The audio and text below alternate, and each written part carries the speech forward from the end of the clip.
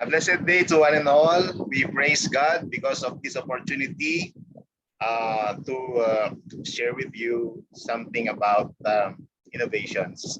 But before that, I acknowledge personally our SDS, Dr. Madeline Macaling. Of course, to our ASDS, Sir Dante Marcelo, and then ESDS Edna Abuan. I am so excited to be here and share with you uh, about innovations on teaching and learning. Special thanks also to Sir Tirso and your teammates in the SGOT planning and research. Thank you also to our education program supervisors, our PSTS, our school heads, our teachers who are with us today virtually. And of course, to all our learners, they are the very reasons why we are all here today.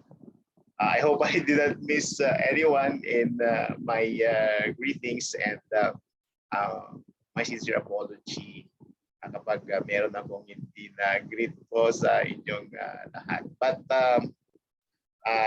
taus-puso ang aking pasasalamat sa SDO Isabela. So let me now share my presentation, and here it is.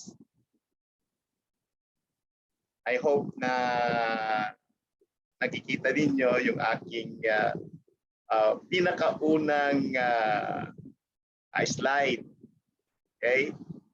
Ayan.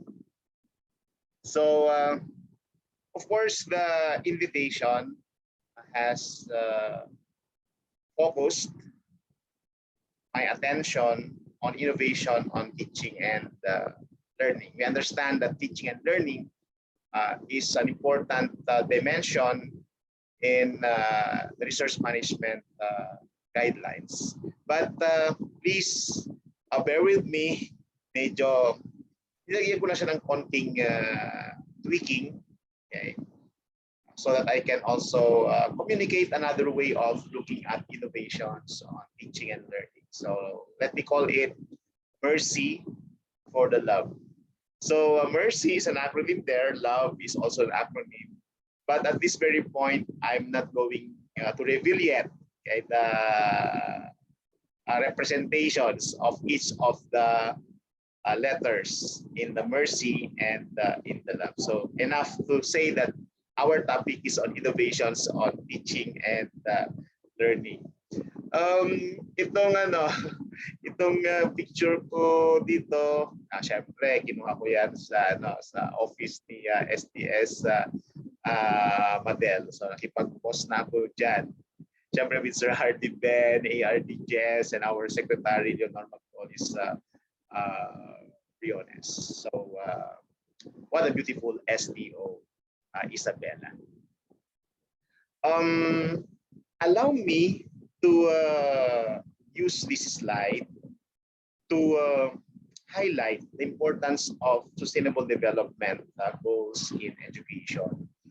We understand also that we have Ambition 2040 that has to be anchored on the education agenda by virtue of the United Nations Sustainable Development Goals. I'm sure that you all know that there are 17 of them, and then that SDG 4 has something to do with quality education. And there is this catchphrase for SDG 4 telling us that we have to ensure equitable and inclusive quality education and learning and learning opportunities for all. So that's the very essence of SDG 4. And we are also saying that SDG 4 can embrace all of the other 16 sustainable development goals. And I always highlight the, the very crucial role of quality education so that there will be no poverty, there will be zero hunger, and that there will be good health and well-being. So these are the first three, but there are other 13 of them, but I'm not going to elaborate on them. Enough that I was able to mention about the SDG 4, okay? And aside from the SDGs, because the SDGs were launched in 2015, and in 2015 also, the coining of this Industry 4.0 to also mean the fourth industrial revolution is characterized by Wi-Fi technologies. So that's why if you're going to look at Industry 1.0 until Industry 4.0, we are all familiar with this icon, the Wi-Fi signals, giving us the impression that nowadays, the IT sector, okay, has to be factored in all of the many sectors in the government and all nations, okay, like advanced robotics, okay, 3D printing, Internet of Things, artificial intelligence, big data. So what I'm saying here is, for example, to the right image, there is that it looks like a graph, okay, that is exponentially increasing. The message of that is marami tayong mga technologies ngayon, okay, and we can also consider them as quantum technologies. That's why yung growth of technologies really exponentially increased. Okay, for example, this year or even in 2020, 21, 22, and we're looking forward to more technologies in the future. And indeed, there's even a literature that says there is a competition or a race between education and technology. And the challenge is education must cope with the technology so that we can harness technology in how they call that, advocating or promoting a quality education.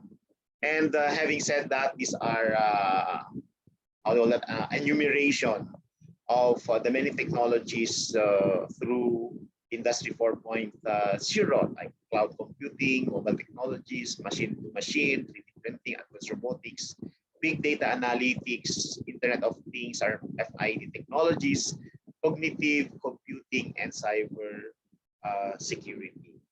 Alam ko na meron na tayong mga karanasan tungkol sa mga bagay na ito sa banking and finance, kay even sa pag-order ng food, even sa pag-avail ng mga sasakyan, especially when we are in the cities. But hindi naman lingid sa ating kaalaman na napakahalaga ngayon ng Industry 4.0. Okay? And amid the pandemic, we were able to maximize the use of these technologies. Okay, having said all of this, because they are fundamentals to appreciating the recently launched Basic Education Development Plan, and that is from 2022 to 2030. So this was released as DepEd Order 24 series of 2022, and that has just call it the Aspirations and 21st Century Skills Framework. So look at this. Okay? You can find this in the DepEd Order 24 series of 2022. So learner-centeredness, makadiyos, makatao, makakalikasan, at makapansa. bansa. So at the very center are the Filipino learners. And we do our best, okay, that through the classroom situations, through the school situations, and even in home-based learning situations, we see to it that we develop the 21st century skills, and there are 4 of them. Learning and innovation skills. Ayan, lumabas na yung salitang innovation. Then we have the information, media, and technology skills, life and career skills, and communication skills. May magandang kwento tungkol dito sa mga 21st century skills. So I'll try to unpack that in a short while. And then somewhere outermost would be the aspirations. Okay, our aspirations for our learners. Okay, competitiveness, national identity and nationhood, flourishing, social-political stability, unity and diversity, sustainability, and economic prosperity. So, napakahalaga na i-consider natin ito when we tackle innovations on teaching and learning. Diba? And sa BEDP pa rin, there are 4 pillars of intermediate outcomes. We have the access. Siyempre, sanay na tayo dyan. Kilala na natin si access. Pag sinabi naman nating equity, this is in reference to inclusion and fairness. So, meaning to say, no one should be left behind. And we must true to that statement through the various programs, activities, and projects. Okay, so sana lahat, regardless of economic status, ay mabibigyan ng attention and will be provided with quality education. That's why the pillar number 3 is on quality. Siyempre, nandiyan yung curriculum and instruction and assessment. Nandiyan yung learning standards. And when we say learning outcomes, we mean the attainment of the learning standards. And then we see to it, of course, that while we talk about access, equity, and quality, that our learners, we help them become resilient and be able to have this desired well-being as well, and that their rights are being protected. That is the very essence of resilience and well-being.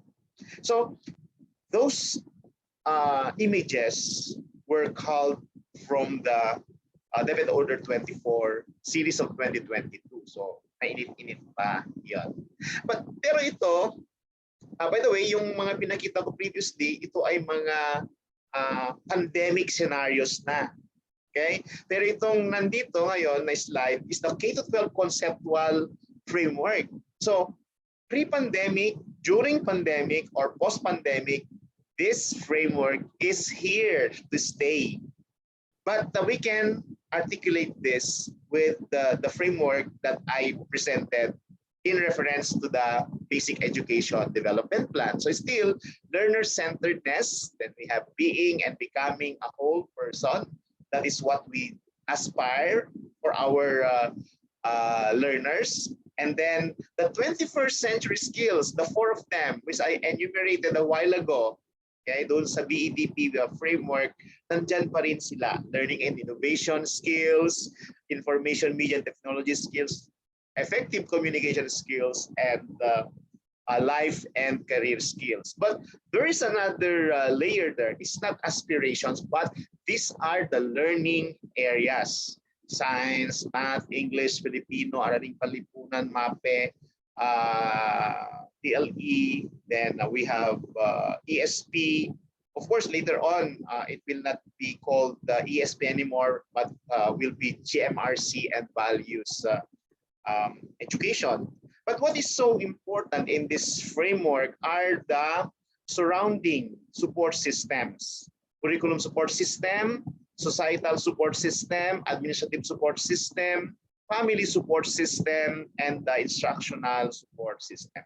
So meaning to say, true to the popular saying that it takes a whole village, okay, the whole universe to help our learners become successful, the support systems must be strong. Stronger ever sa mga panahon na ito dahil nga sa mga pinagdaanan nating lahat, lalo na yung mga learners natin. Okay? And magnifying that, okay, syempre yun yung sinasabi ko na 21st century skills. And with these 21st century skills, hoping and praying that mga learners natin would be able to develop all of this. Hopefully, they will be ready for higher education, middle level skills development, entrepreneurship, employment. Actually, di lang naman pwedeng isa lang eh. Pwede namang dalawa, pwedeng tatlo. Meaning, it's really a combination depending on the circumstances of our learners. Okay? Kaya, di ba, pag edad 18 na, for example, ang ating mga learners, or especially in the grade 12 of the second semester, pag 18 years old na sila, pwede na silang kumuha ng civil service exam, SUPROF. So you may want to organize them and inspire them to take the civil service written examination. Lalo-lalo na yung mga bata na nag-decide na hindi na magpapatuloy, pero nakikita natin na nasa kanila yung mga characteristics na kaya nilang i-hurdle ang civil service eligibility. Kasi alam naman nating lahat na pag civil service eligible has place, okay, in any of the available positions in the government. Okay, so still speaking of 21st century skills, I juxtaposed, okay, all of these frameworks and try to discern that in this slide we'll be able to see creativity and innovation. So note that these are 21st century skills that have to be developed among our learners. And of course, who should develop these skills? Siyempre tayo. Lalong-lalo na yung ating mga teachers, mga school heads, okay, mga supervisors. So lahat naman tayo. But an appreciation of this, an understanding of this, especially on how to integrate the 21st century skills, napakahalaga po yun sa ating lahat. That's why pinofocus natin dito ang creativity and innovation.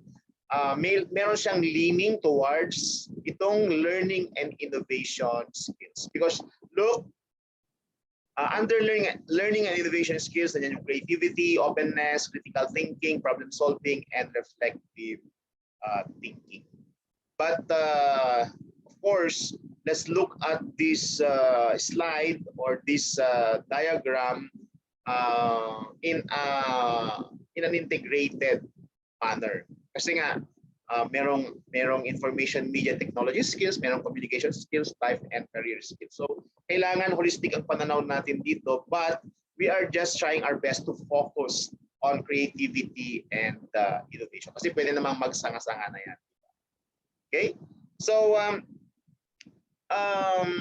for this year, 2022, particularly on April 21, 2020, the government launched for the first time the National Innovation Day. So Philippine Innovation Unlocked.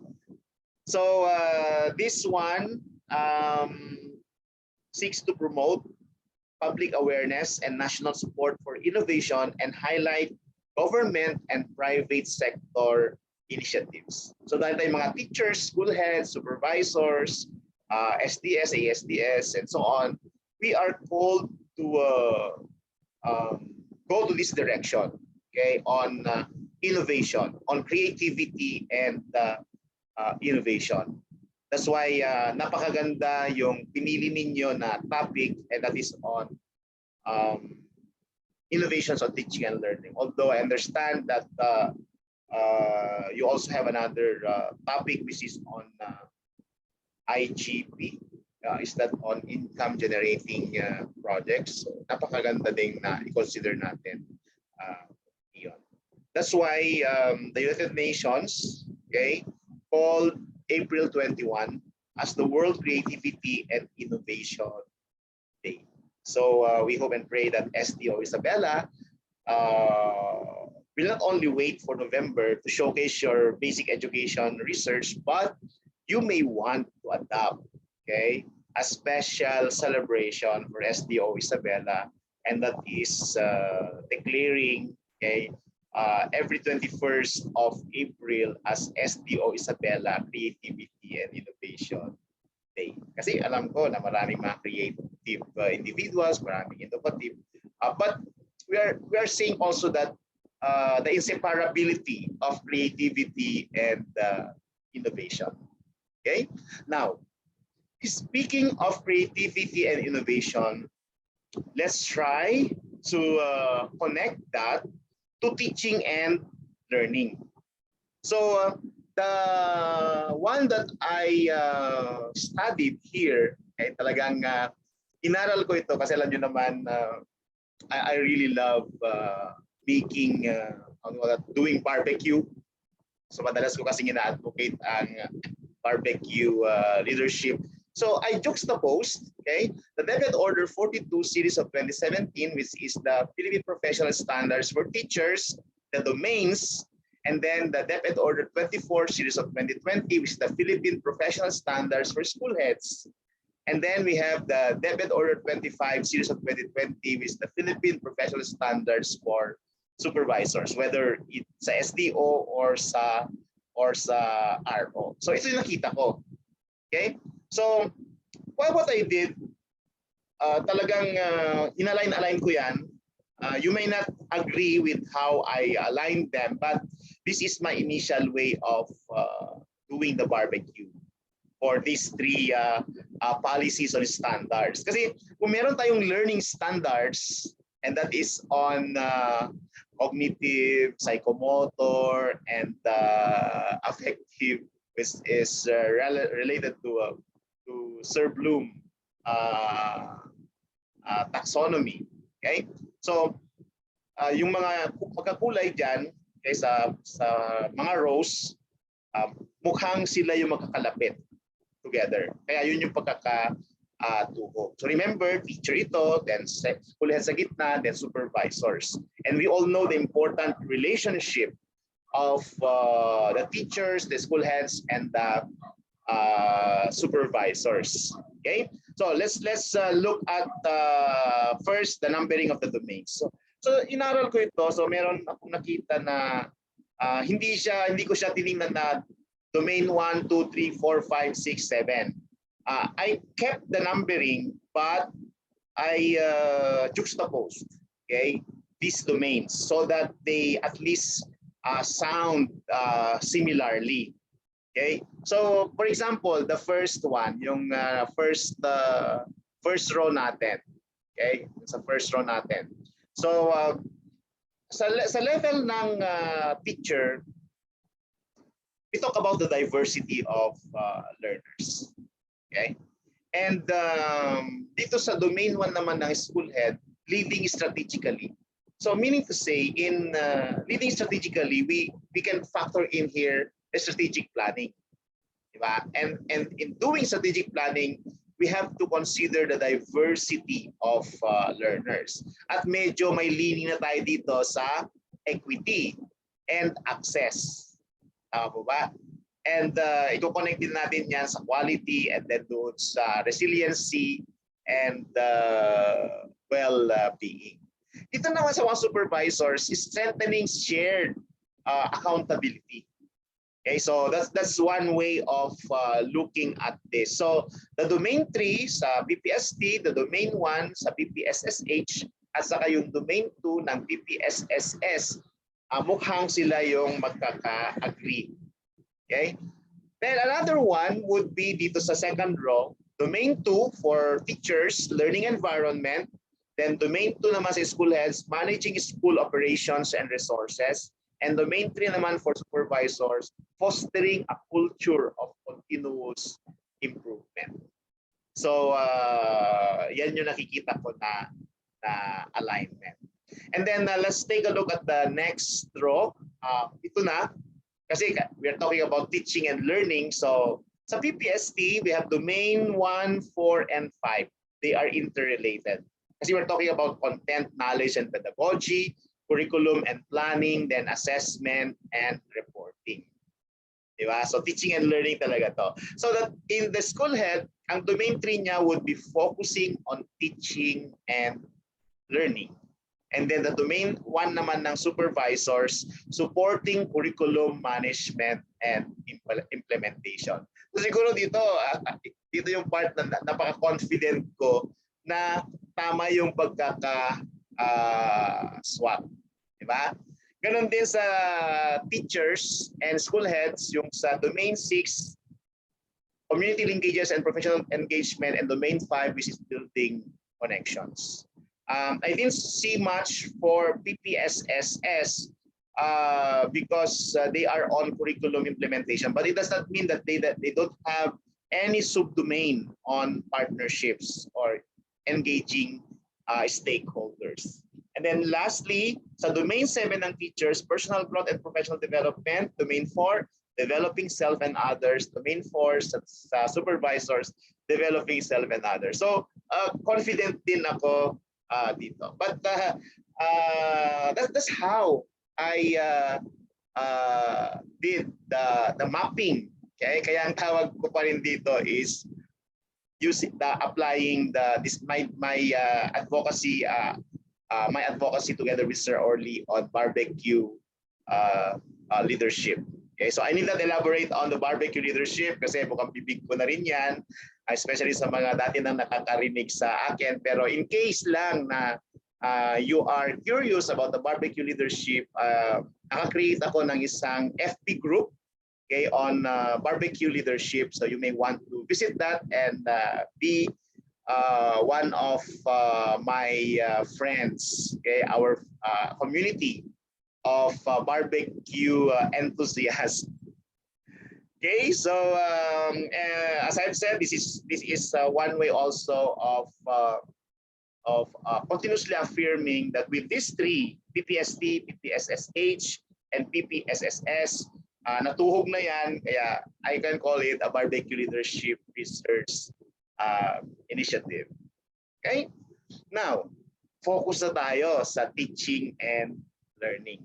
So my assignment, although inulit ko lang ito, innovations on teaching and learning. But allow me to just move away a little by including creativity and innovation. Kasi nga, may kasabihan na you can never innovate without being creative. And in the whole process of doing an innovation, creativity follows that process. So sa teaching and learning, if you like to be called an innovator, then first of all, you must be creative. And there are other skills that go with it. So ang ginawa ko kasi dito, pagbabalikan natin yung sa previous slide, more on the domains yung mapping. So kaya ang dinala ko dito would be on the curriculum, instruction, and assessment. But I still got these subdomains, okay, from the PPST at saka PPSSH and the PPSSS to show na this is the whole gamut of teaching and learning. This is the whole gamut of curriculum, instruction, and assessment. This is the whole gamut of curriculum standards or learning standards, learning delivery, learning resources, learning assessment. Diba? So everything is here. That's why napakahalaga ng role ng mga supervisors natin, ng mga school heads natin who should be learning executive officers. So madalas yung sinasabi, school heads are learning executive officers.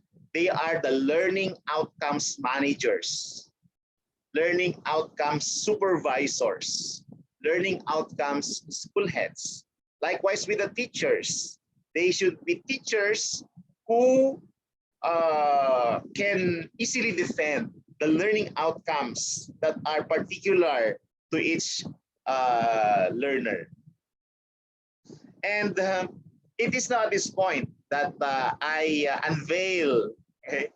I introduce the meaning of the acronyms that I introduced a while ago. So we have mercy for the love. Mercy would be monitoring and evaluation, research, and creativity and innovation. Okay, so yan yung another way of looking at mercy for the learning outcomes for values education. So it's something also that will emphasize to all of us that when we talk about learning outcomes, this is the attainment of learning standards. Doon sa mga MELCs natin, andun siya. But at the heart of all of this, aside from the cognitive, aside from the psychomotor, would be the affective aspect of it. That's why we have the GMRC and values education. So, alam nyo na kung ano ang ibig sabihin ng mercy for the love. Okay? So, in terms of teaching and learning, syempre, sabi ko kanina, learning outcomes. So, here is an image that I was able to capture, okay, in my visit doon sa Santa Ana, Santa Ana Fisheries National High School. There was this senior high school summit there, and these are the learners with their products. So when we talk about learning outcomes, we also talk about products and performances. Okay? While numerically we talk about summative assessment, we can do a summative assessment not only in terms of written works or quarterly exams, but more importantly on the products and performances of the learners. Kaya nakakatuwa. I got a chance to interview all of these learners at napakaganda ng mga ginagawa ng ating mga learners. Kaya kapag ang pinag-uusapan ay learning outcomes, kailangan yung products and performances, either appropriate, age appropriate, grade appropriate, either grade 1, grade 2, 3 hanggang grade 12. But of course, these are already senior high school students. Many of them are in grade 11 and 12. So here are other images, okay, that pictures that I was able to obtain. Okay, ang sarap ng feeling na nakikita yung mga learners natin. So maybe in your own creative way, in your own innovative way, marami tayong madidiscover ng mga learners natin na creative and innovative. It's because their teachers, their school heads, their supervisors are sources of information on creativity and innovation. Siyempre, hindi naman nagagawa ng mga bata ito kung wala yung pagtutulungan ng eskwelahan at ng kanilang mga magulang and siyempre ng ating mga komunidad.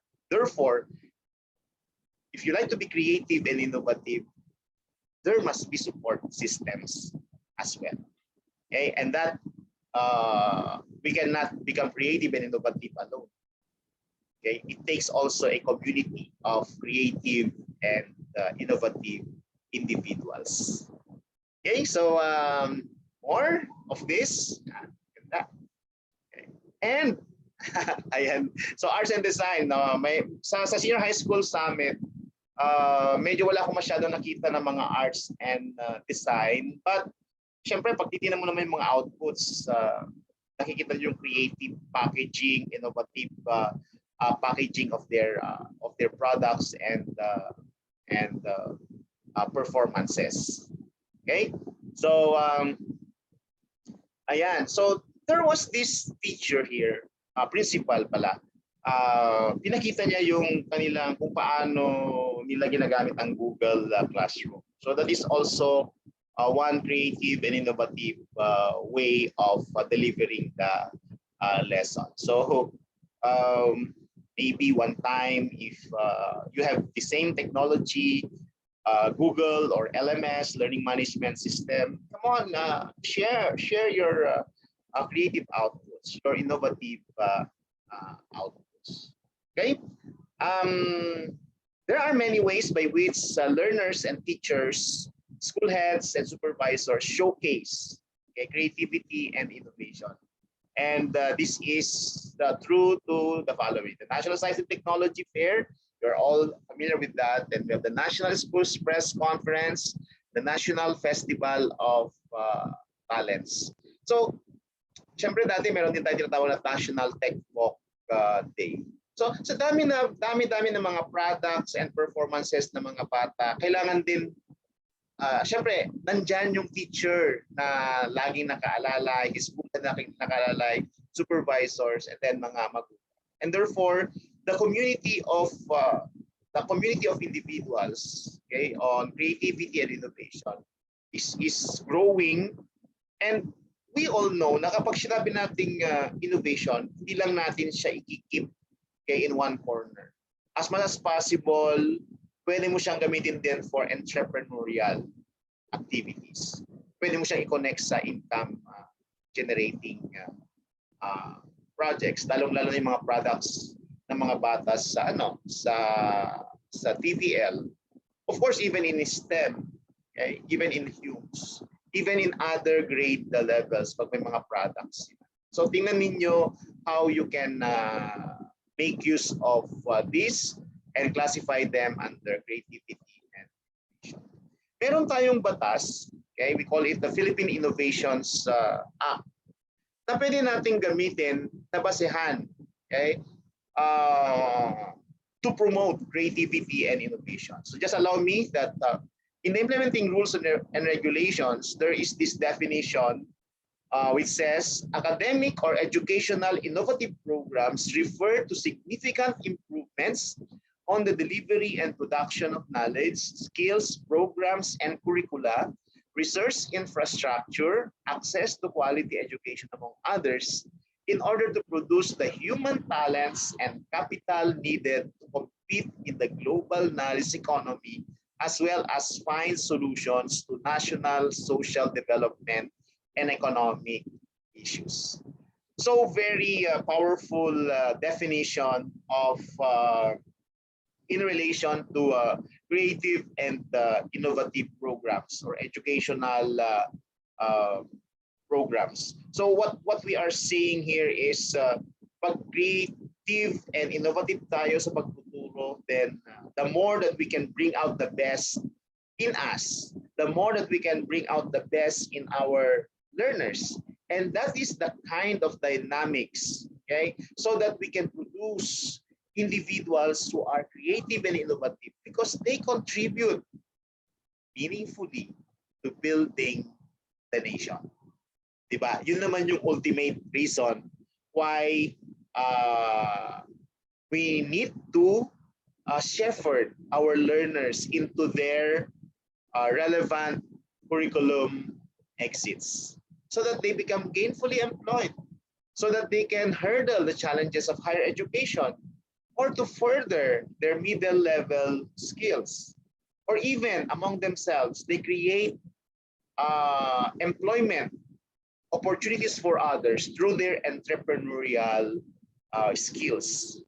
So we observe creativity and innovation, okay, because of these goals. Okay, and they are all geared towards the achievement of SDG 2030 or the BEDP 2030 or the Ambition 2040. Okay, so I'll just pahabiwan ko lang ito kasi when we talk about creativity and innovation in the teaching and learning during the pandemic, we are saying na we made use of modular and online distance education or learning. Okay? Kaya yung nandito na pinapakita ko, madalas ang tawag ko dito ay K-12 home. Okay?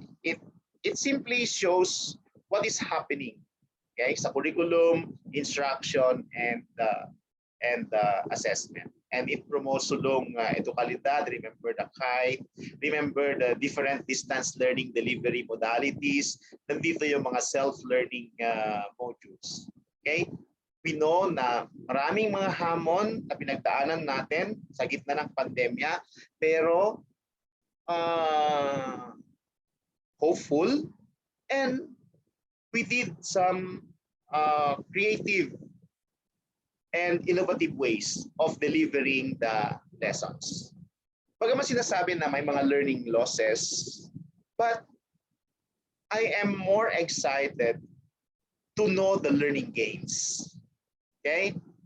Yes, gains and losses are dynamic duo, are dynamic partners. Pero napakaganda kasi na i-highlight natin ang learning gains rather than magmaktol tayo sa learning losses. Kaya nga, at this very stage, magawa na kayo ng mga learning recovery plans. And what will be recovered? Siyempre, those that were lost. If it is a learning loss, then pagalingan tayo ng creativity and innovation para makarecover tayo lahat.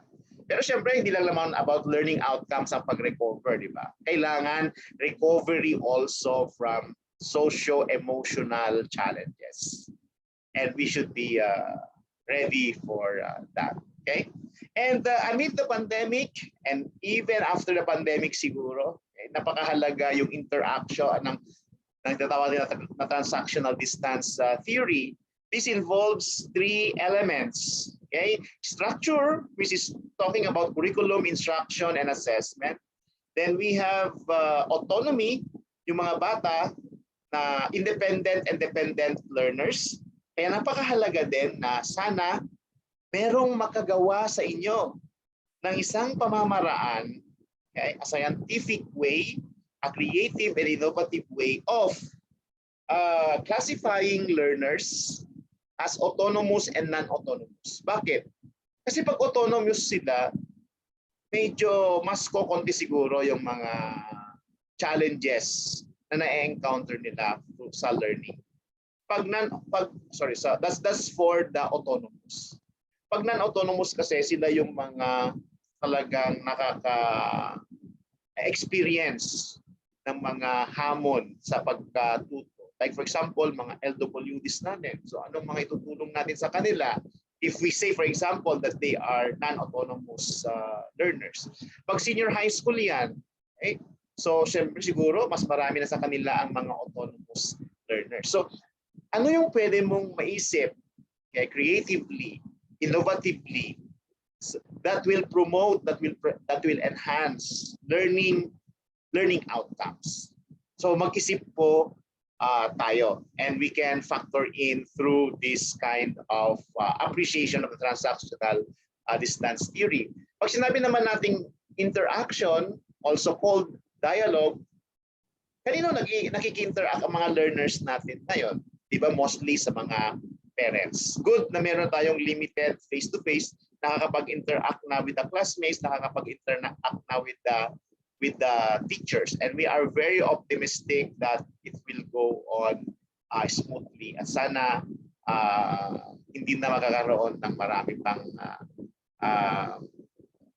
challenges, especially sa COVID-19. So this is one way of looking at learning delivery using a transactional distance theory. Okay, ulitin ko, structure, yung curriculum, instruction, and assessment. Tapos yung autonomy ng learner natin, napakagandang tingnan yon.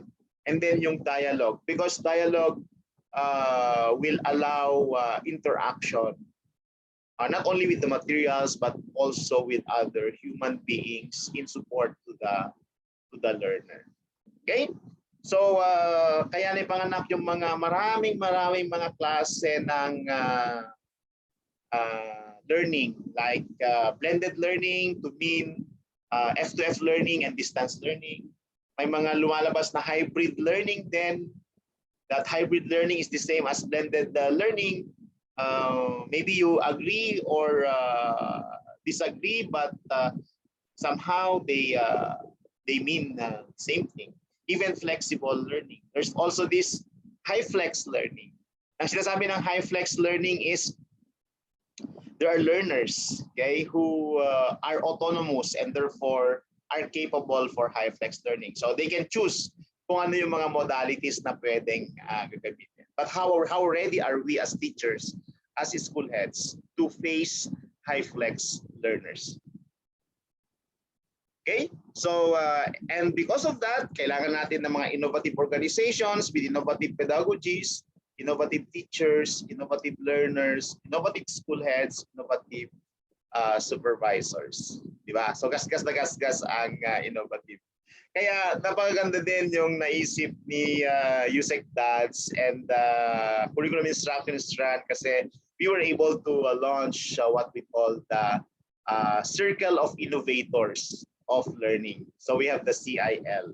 So the CIL is organized to inculcate the culture of innovation by recognizing exemplary innovators in the DepEd community and to uphold innovations which are replicable and scalable to influence the quality of Philippine or global education. So kung meron kayong mga pa-contest sa creativity and innovation, then you are free, okay, to submit, okay, your innovations to the Office of the Undersecretary for Curriculum and Instruction. Okay, maybe later there will be a memo that invites those who have their creative and innovation outputs for teaching and learning. And then we have the Secretary's Award for Excellence in Curriculum and Instruction, or SAFE CI.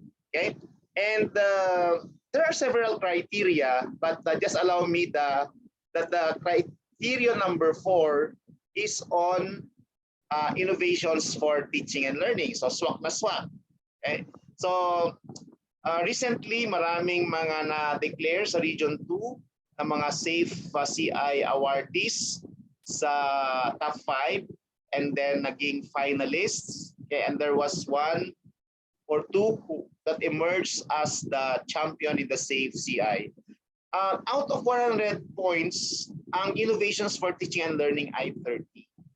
And there are 4 components of the criteria number 4. Number 1 is originality of the innovation. Is centered on the novel, original, and or unique ideas already implemented on curriculum, instruction assessment that include new pedagogic theory, methodological approach, teaching technique, instructional tool, learning process, instructional structure, and others. Example, did the nominee use specific terms relating to originality of the innovation? The second criterion is split into 2. Okay? We have the creativity of the innovations and the extent of use of the innovations. So dun sa una, creativity of the innovation includes the various features, methods, strategies, and techniques in implementing the novel, original, and or unique ideas.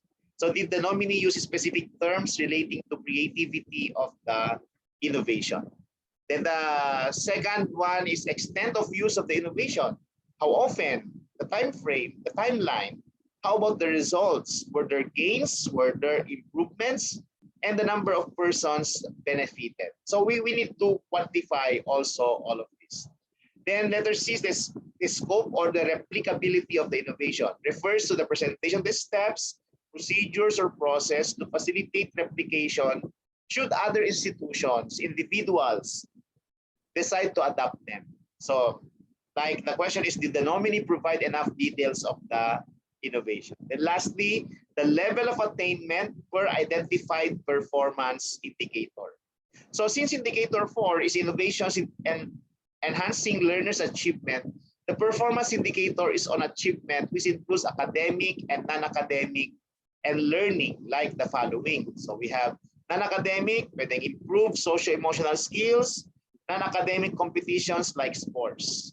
Academic, pwede sa grades, achievements sa NAT, ELNA, reading, academic competitions like NSTF and SPC.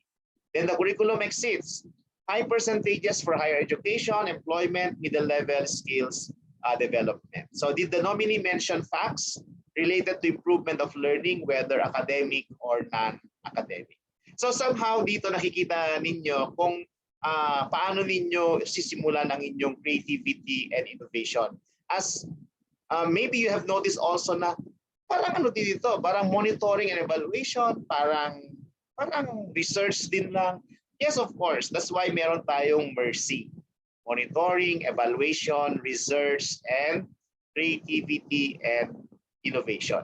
So having said that, let me introduce a CNI framework, Creativity and Innovation Framework. So hiniram ko lang ito. But if you're going to look at the spiral steps, okay, define the opportunity, gather data, question the assumptions and reframe, then incubate, then ideate or illuminate, evaluate or refine ideas, prototype or test the idea, assess outcomes, then refine, then implement, then iterate. So ulitin mo ulit. Okay? So, di ba? Parang research din. Yes. That's why pag narinig nyo yung creativity and innovation, ang papasok sa isip natin is also scientific method, scientific inquiry. You can also talk about engineering design. So pwede ninyong gamitin yung mga terminologies na yun. And eventually, I'm leading you to research. Kaya nga, maganda, sabi ko nga maganda yung napili ninyo na topic on innovations because ang leaning din natin dito is M&E, then research. Kaya meron tayong MERCY. Yes, the barbecue way. Alright? So, ano lang, konting unlocking lang. So, creativity is the production of anything. It could be an idea, a tangible product, or a performance. What is developed should also be different from what has been done before in some way. So, kaya nga, be careful tayo kasi baka mamaya, may mga bagay tayong ginagawa na they keep on failing but we keep on using. Therefore, we will get the same result.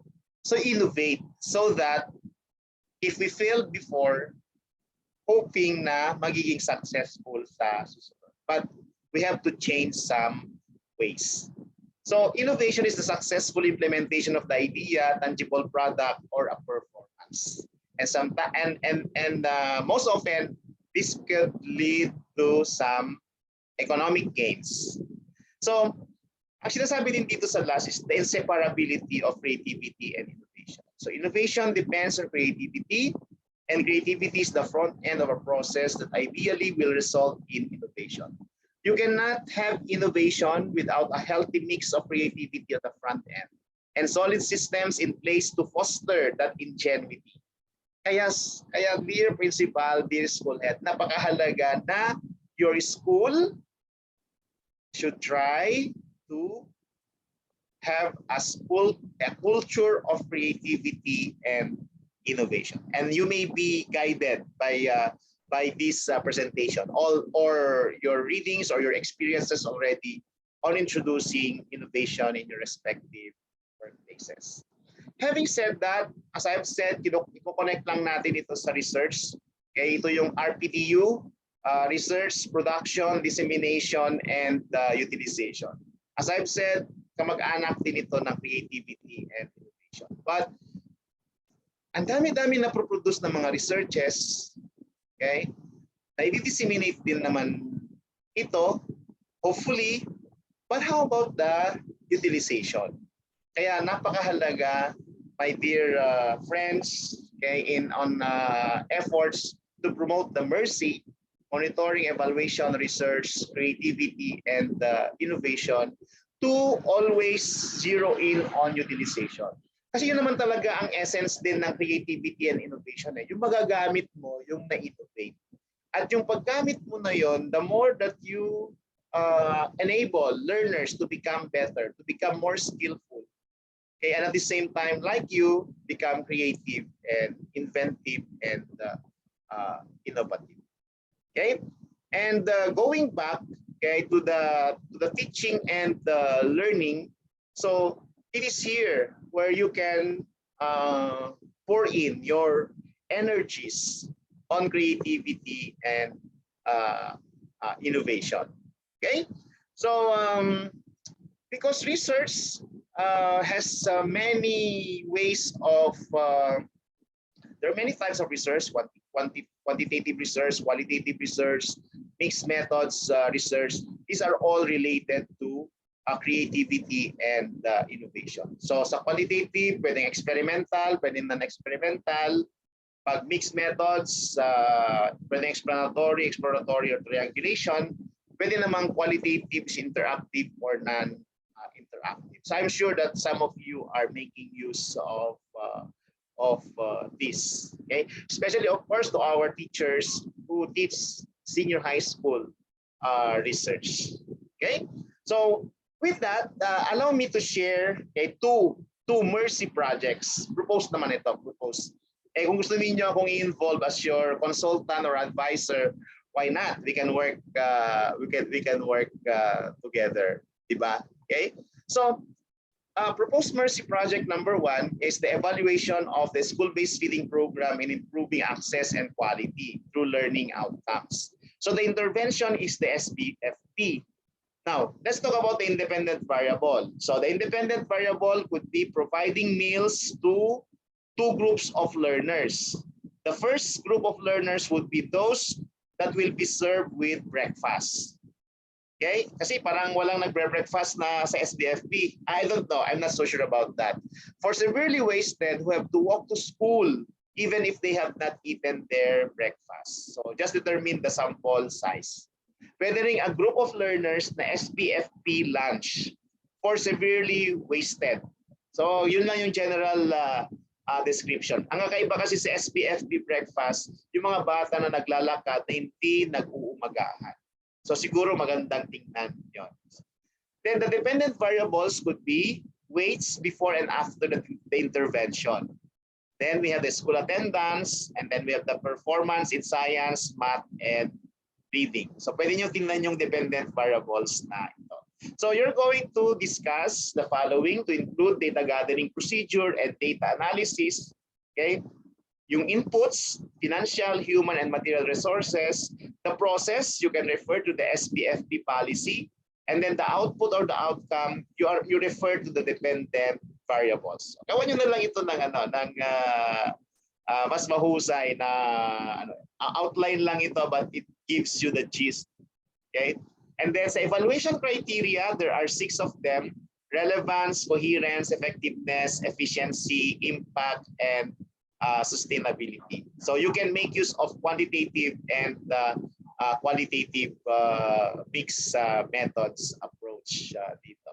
Okay, so if you have other programs na you can consider them as intervention, you can make use of this as a prototype. So mukhang ito is an experimental research. So kailangan niya ng isang experimental research design. Okay? The second one is proposed mercy project number 2 would be meta-analysis on the effectiveness of distance learning delivery modalities at the school and SDO level on learning outcomes. So pwedeng science, pwedeng math, pwedeng reading. Ganito yon. Isang research design, okay, but different research environments. Okay? Many research write-ups that lead to just one meta-analysis write-up. So, yun yung parang in-envision natin dito. So, isang research design niya, pero marami kang research write-ups, pero pwede mo siyang i-consolidate into a meta-analysis write-up. So, paano ito? So, one SDO. So, with the help of the CID and SGOT PAR, gagawa na sila ng research design. Okay? Tapos, yung research design na yon, i-communicate sa mga masasample na districts. So, through the CID and PSDS. Kung sino man yung mga sample districts, magsasample ka doon ng schools. Then per grade level, including kinder, learner with disabilities, across formal and non-formal. Pwede nyo namang isali ang ALS. Ang magiging charge dito ay mga school heads or head teachers. Tapos, pag naayos na yon sa school level, magsasample ka ng classes. Doon naman, care of teachers. So meaning to say dito, may mga teacher researchers ka, okay, along this creativity and innovation, meron ka mga school heads as researchers, meron kang mga PSDS as researchers. Tapos yung buong SDO under the CID and SGOT as one group of researchers na sila na yung titingin sa meta-analysis. So again, if interesado kayo dito, pwede nating aralin ito. So that makikita ninyo yung wisdom kung bakit kailangan ng meta-analysis. So, distance learning delivery modalities as intervention.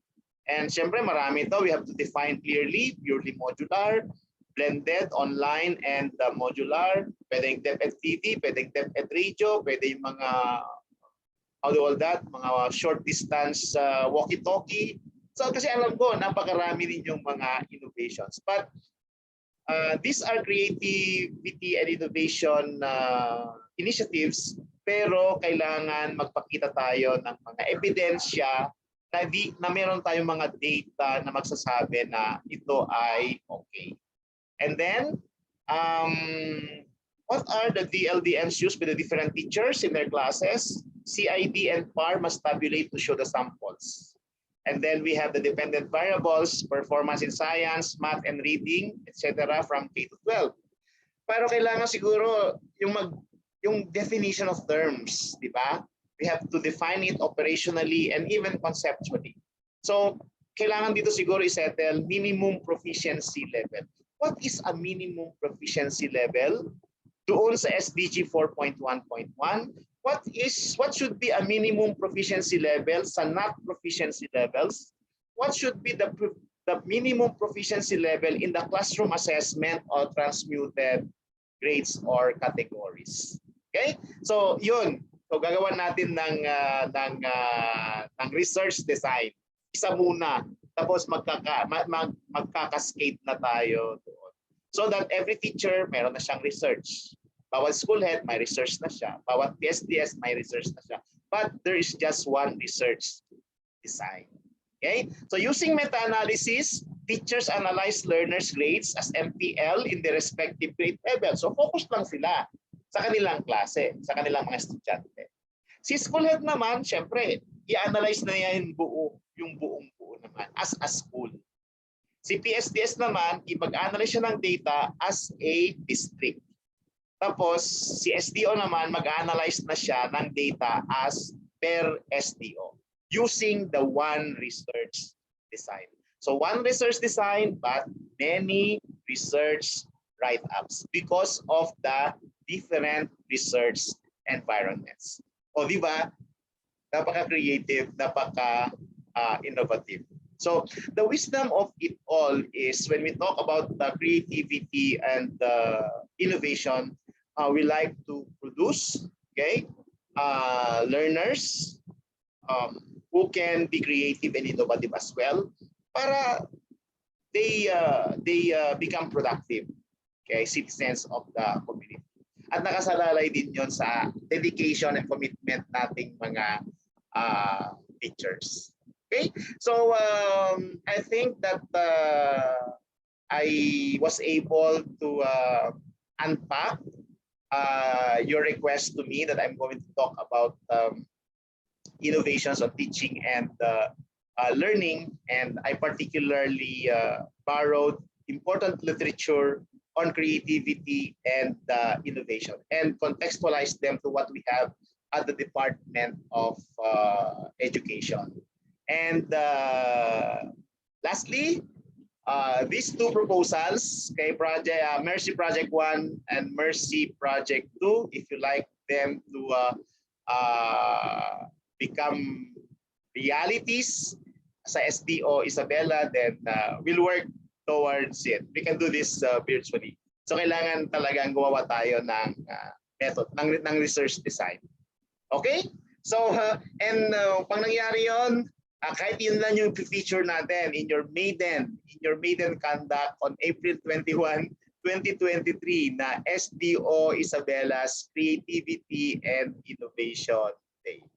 So, maraming salamat at isang karangalan ang maglingkod sa inyo, ang maglingkod sa mga bata at ang maglingkod sa bayan. So ako po si Samuel R. Soliven, na lagi ko sinasabi, so live and love.